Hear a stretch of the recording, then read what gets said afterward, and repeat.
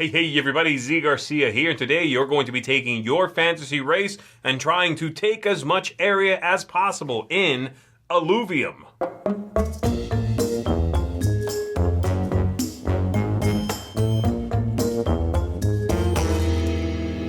Alluvium here is a roll and write style game, though technically you don't roll any dice. It's a flip over a card and write something kind of game, in which you are going to be writing on your own board, but then passing that one along, your own sheet of paper, and getting the next player's sheet, putting something on that one, passing that along, getting yet another one, until your own comes back around to you and you score on it.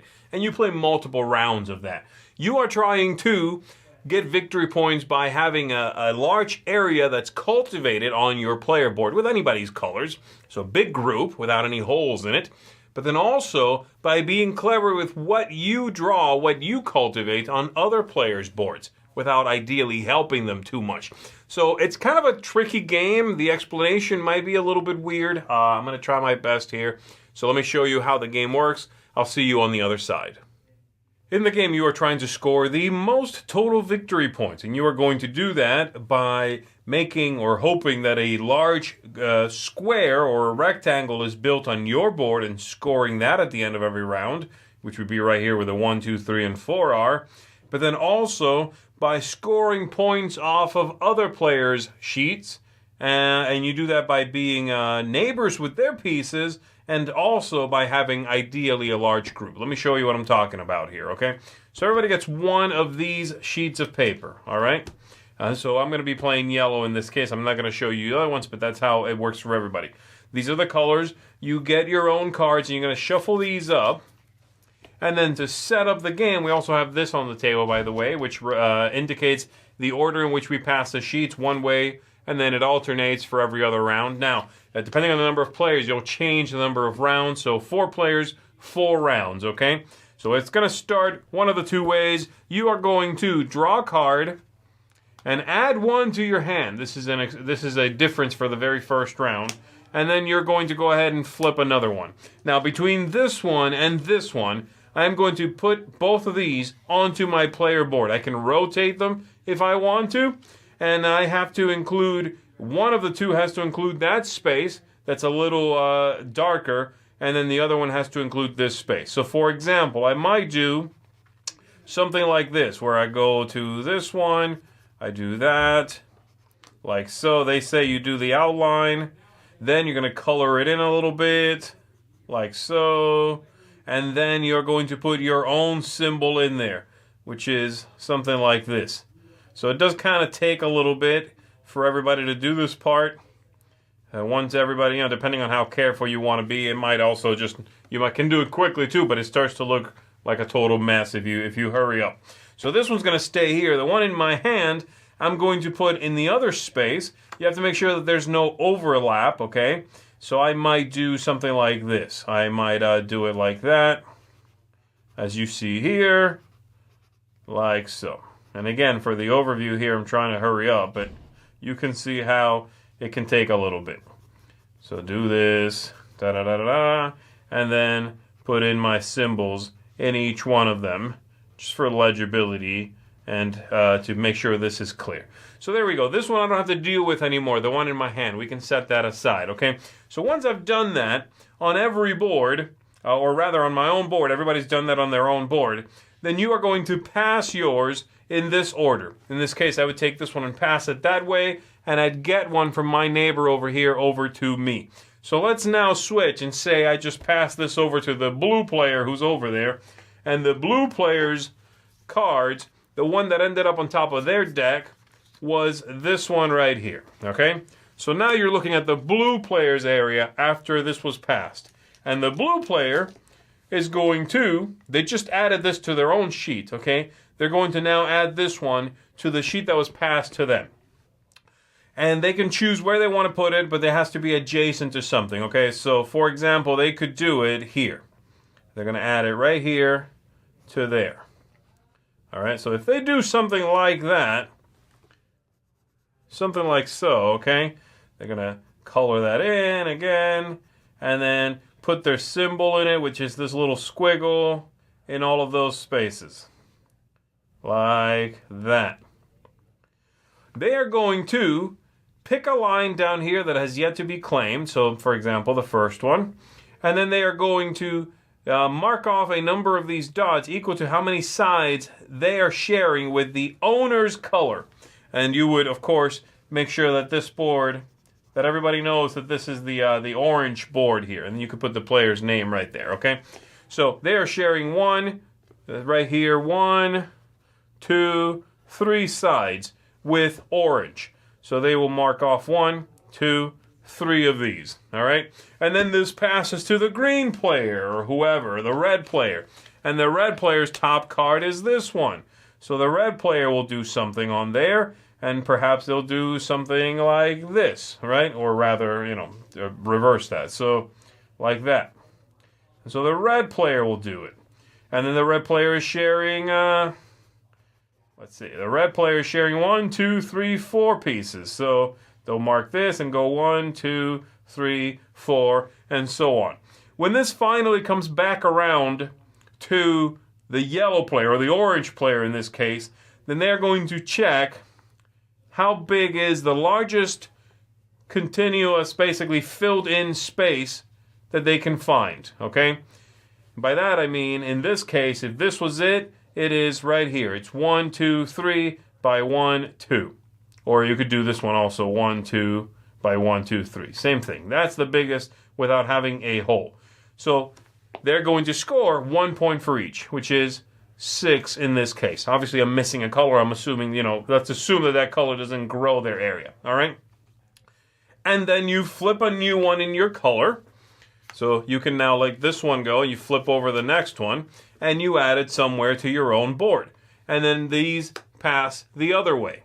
And this continues until 4 rounds have gone by, with you always writing in the number for, again, the biggest group, 1 point per square in there. It doesn't matter the color, okay? Not your own color, any color.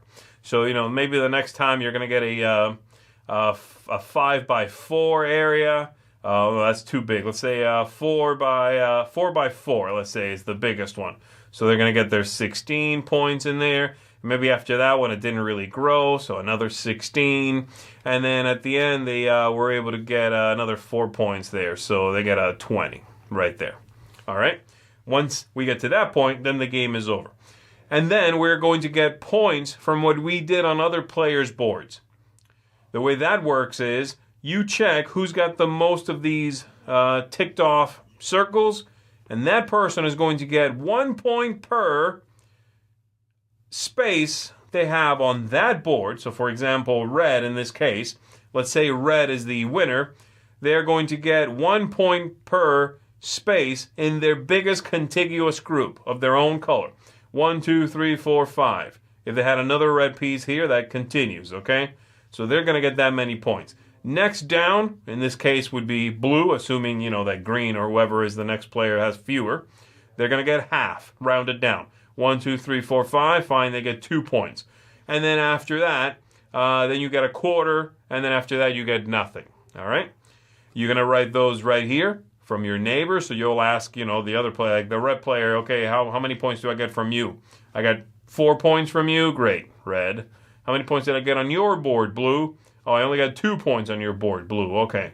But then I did really well on green's board. Somehow I was able to put together a group of 10.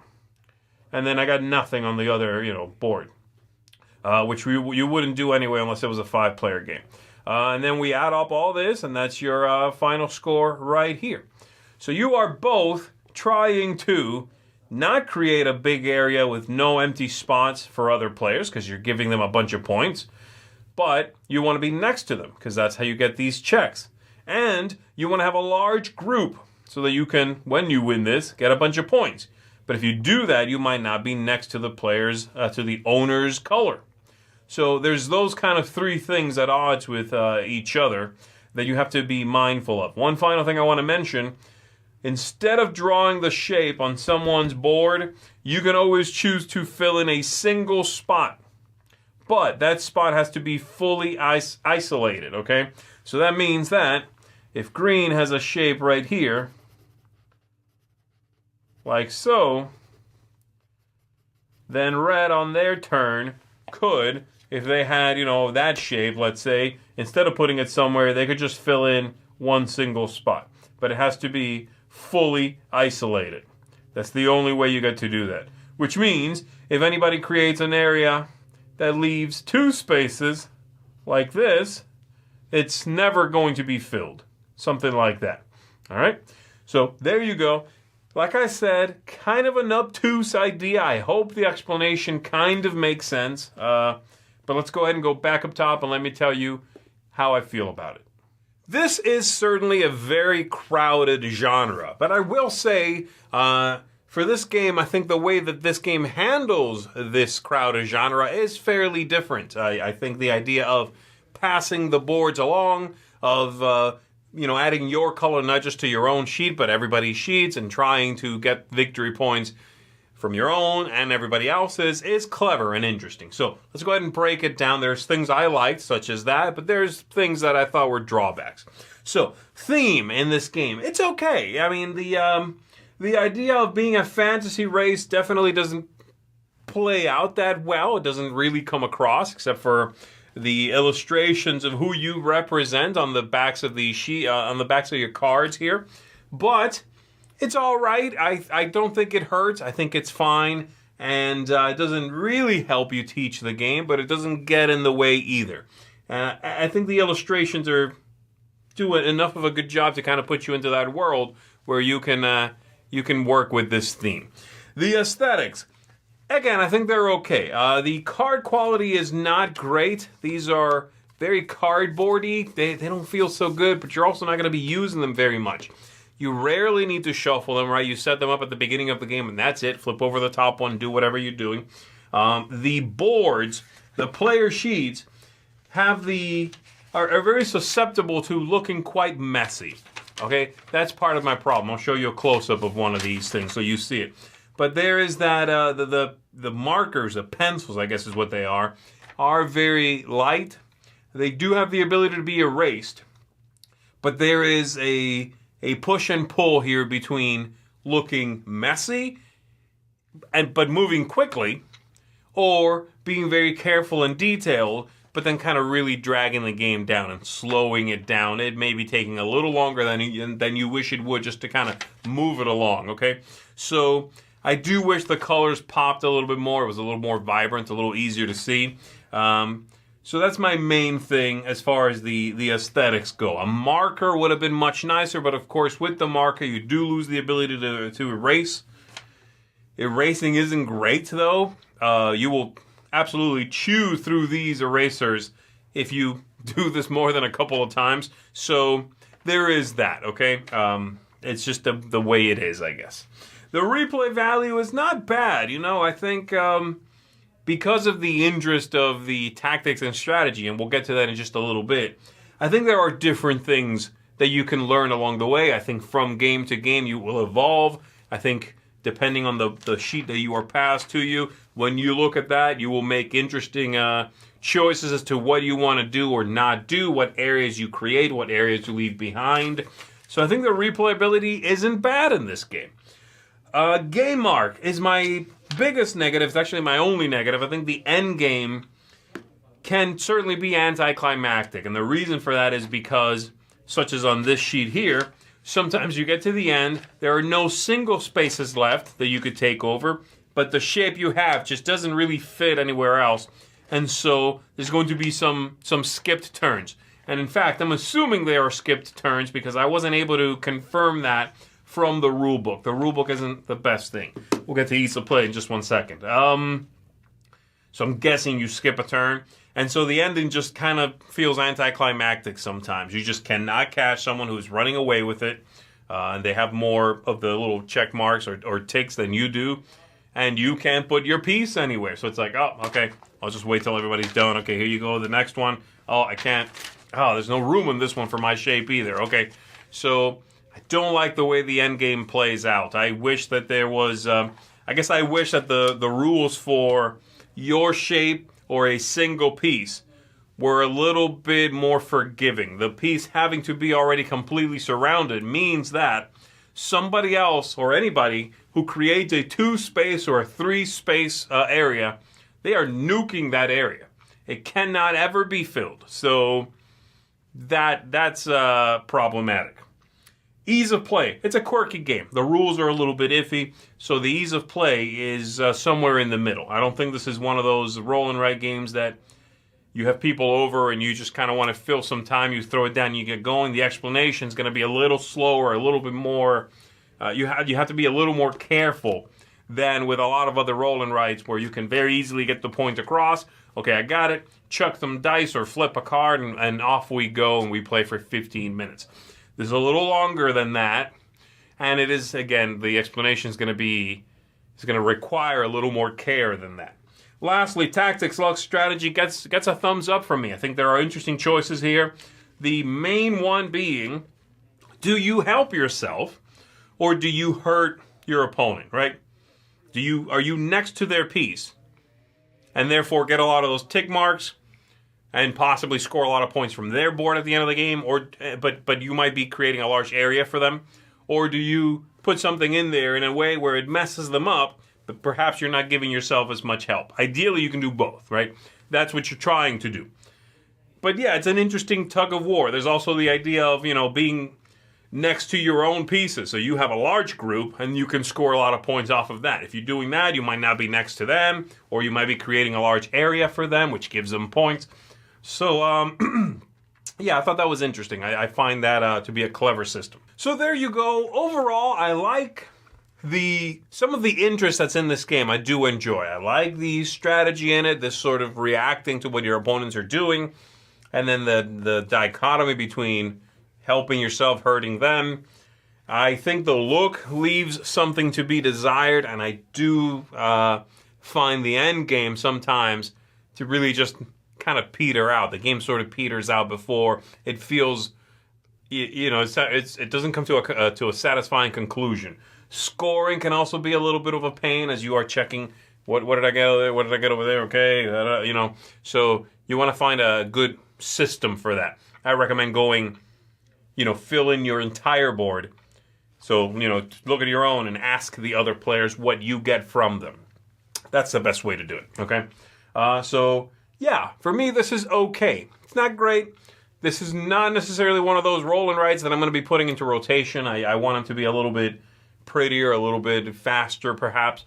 But it's one that's clever. And if you are if you are a connoisseur of roll and write games, I think you'll find something here, or a collector, right?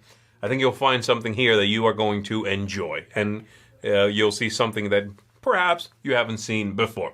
So this is going to get a 6 out of 10 from me, and that's a soft recommend from me, okay? So there you go, Alluvium, everybody. My name is Zee Garcia. I'll see you on the next one.